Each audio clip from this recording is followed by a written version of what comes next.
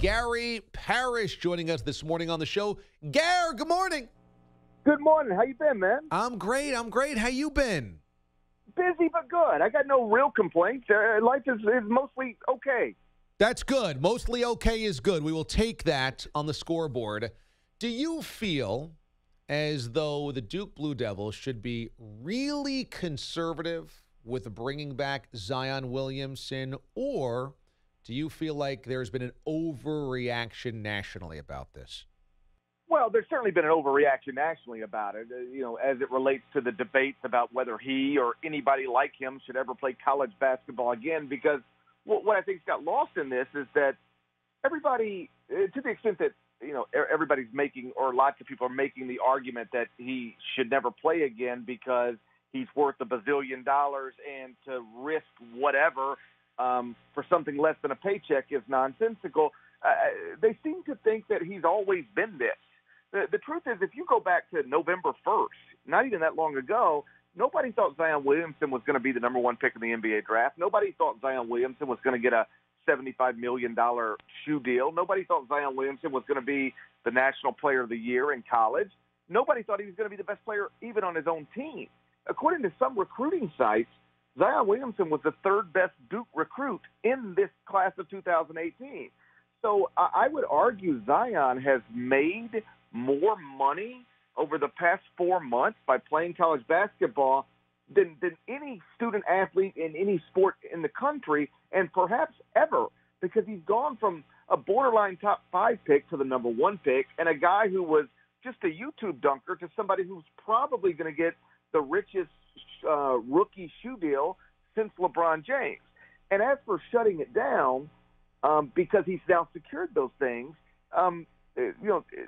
suggest 2 things. One, that he's really risking something, because the truth is, even if, when he slipped because his shoe exploded against North Carolina, if he'd have torn his ACL, which is basically worst case scenario, oh no, torn ACL, done for the season, he'd still be the number 1 pick in the draft. Beyond that, he likes playing with his best friends, to try to win a national championship, to try to be National Player of the Year. There is value in that stuff. And so I think the overreaction is all rooted in that. Going forward, yes, I would be conservative with him for 2 reasons. There's no reason not to be. And B, once it was established he's not playing tonight at Virginia Tech, the next 2 games are games you win whether Zion plays or not. It's home against Miami, home against Wake Forest. Maybe you bring him back for that last home game. If he's healthy enough, bring him back this weekend. But you really don't need him again once he's not playing tonight until that regular season finale against North Carolina in Chapel Hill. There's no need to rush. One of the things that I've enjoyed about your analysis this season has been taking the basketball player of Zion Williamson and separating that from the dunker. His highlight reel dunks is what makes everybody's jaw drop. But as you pointed out, he's become a really good college basketball player. How good has he become outside of just the freakish athletic ability in your mind? I mean, he's undeniably the best player in the country. I mean, he's got a player efficiency rating of 42.7. It's basically 5 points better than literally everybody else in college basketball. It's about 12 points better than James Harden, who is leading the NBA in player efficiency rating right now. Now, I understand James Harden's playing in the NBA and Zion's in the ACC, and those are 2 vastly different things. But this is not a guy who's just putting his chin on the rim and catching balls above the square. He is by far the most efficient player in the country. He can put it on the floor. He can take it coast to coast. He can, find his teammates if he needs them. Really, the only thing to nitpick him on, and it's a real thing, is that he is not shooting the ball consistently well from beyond the arc, which is something I do think is a little bit of a concern. It's not a lot of a concern from an NBA perspective, but I mean, when you've got somebody who every time he's on the court is just physically overwhelming for whomever is having to deal with him, he's special. He's a special talent. Most years, there is not a consensus number 1 in the NBA draft. Like this time last year, some people would argue DeAndre Ayton. Some people would argue Luka Doncic. Some people would even argue Marvin Bagley. Whether those people were right or wrong is irrelevant. There's at least a conversation to be had. There is no conversation right now. It is, I don't care which NBA team gets the number 1 pick, if they were able to use that pick today, it would be Zion Williamson. It really wouldn't be more than about a 30-second debate. Gary Parrish joins CBS Sports Network as we've got college basketball all over the network over the next couple of weeks.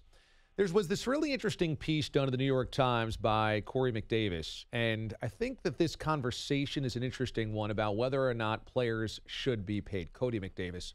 And he had played Division I college basketball, and his argument is it doesn't work. It would only be a bad thing because, first off, there's only a handful, he cited 30 universities that actually make good money, profits on athletics, and everybody else is kind of chasing money and is working at a deficit. Let's start there. There's so much money in college basketball and college football.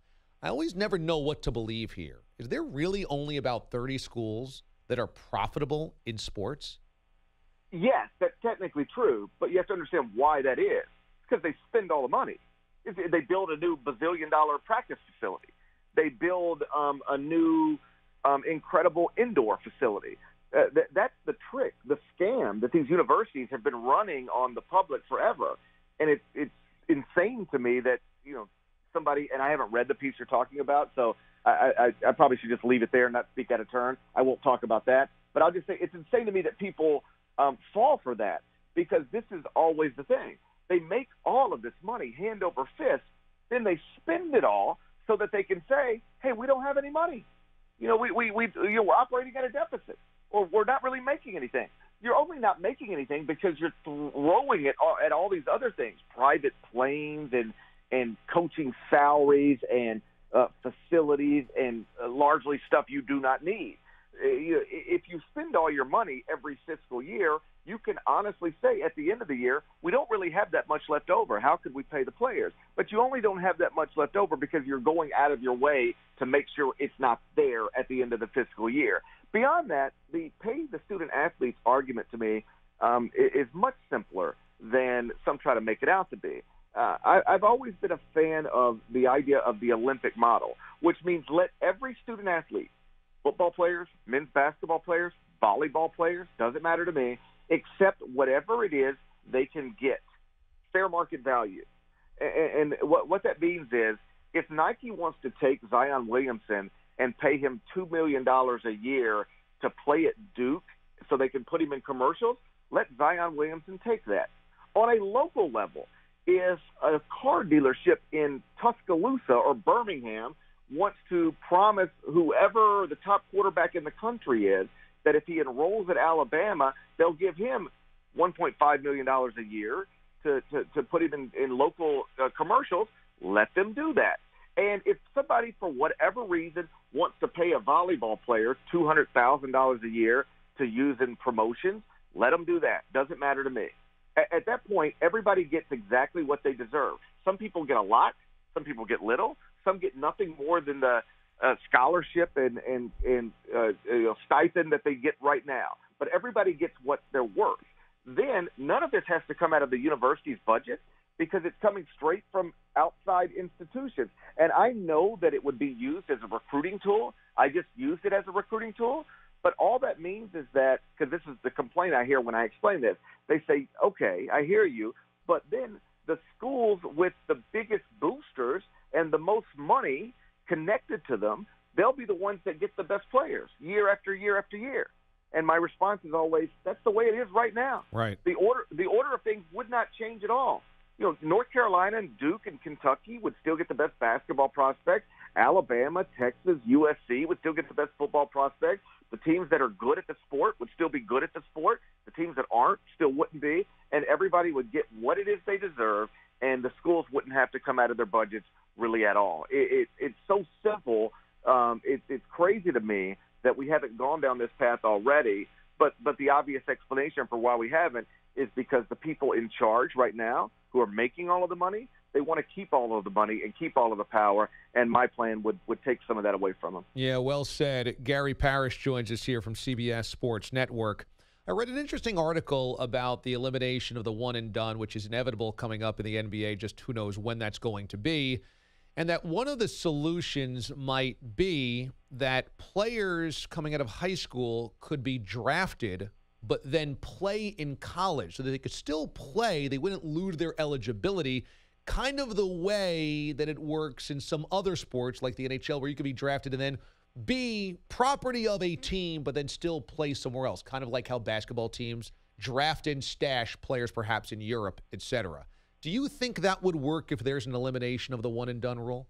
Yeah, that would work. Absolutely. I'm not against that. I'm also not against just going back to where we were once upon a time when players could, enroll, make themselves eligible for the NBA draft out of high school. And if franchises wanted to pick them, they could. If they didn't want to, because they don't want an 18-year-old as a part of their franchise, they don't want to invest that kind of money in somebody they haven't been able to evaluate against high-level competition consistently, fine with me as well. But the truth is, if you go back in that era, that started with Kevin Garnett entering the draft out of high school and ended when the one-and-done rule was implemented. So right before Kevin Durant and Greg Oden would have been eligible for the NBA draft. If you would have, because I went and did a study on this once upon a time, if you would have simply, every time it was your time to pick in the NBA draft, handed a card to David Stern, the former commissioner, that said simply, give me the best high school prospect still available, you would have had the best roster in the NBA, and it would not even been close. Everybody focuses on Kobe Bryant, LeBron James, and the other Hall of Famers who were, prepped to draft, direct guys. But, you were more likely, beyond that, more likely to draft a future All-Star than a complete bust than you were in that era. There was nothing safer you could do than take best high school player available. So the idea that it was some sort of disaster just is not so. There were some bad examples, Kwame Brown being one, but you were just as likely to draft a future All-Star, more likely to draft a future All-Star, not a good player, All-Star, than you were Kwame Brown. And I think sometimes that gets forgotten. Like I've always said, nobody has ever forced an NBA franchise to draft a high school player. If you don't want to do it, don't do it. But what you'd find out, if we made it the way it used to be again tomorrow, the high school players would be the ones getting picked first because they're the most talented players year in and year out. So I'd be cool with the example you provided. I'd also be cool with going back to what we were. The only thing that I think is wrong, on a very basic level, morally wrong, is making players who have no business being in college go to college to play basketball. And I know that they're not making them, quote unquote, making them. There are other options, but the most sensible option, if you're not allowed to enter the NBA draft, is to go to college for a year. And the truth is, though Zion Williamson is having a blast and R.J. Barrett's having a blast, they probably don't belong in college basketball. Those guys, we've known for several years now what they were going to do for a living, and it's make millions of dollars playing basketball. Gary Parrish and the gang do such a good job on CBS Sports and CBS Sports Network in college basketball season. Tonight on CBS Sports Network, college hoops doubleheader. St. Louis VCU at 7:30 Eastern Time. San Diego State, Utah State, 9:30 Eastern Time. You can listen to Gary in Memphis every single day. You can obviously see him on CBS Sports Network, and he oftentimes fills in for me here on this show. Gary, great stuff as always, my man. Enjoy the next couple of weeks. I'm sure we'll catch up to you closer to the tournament.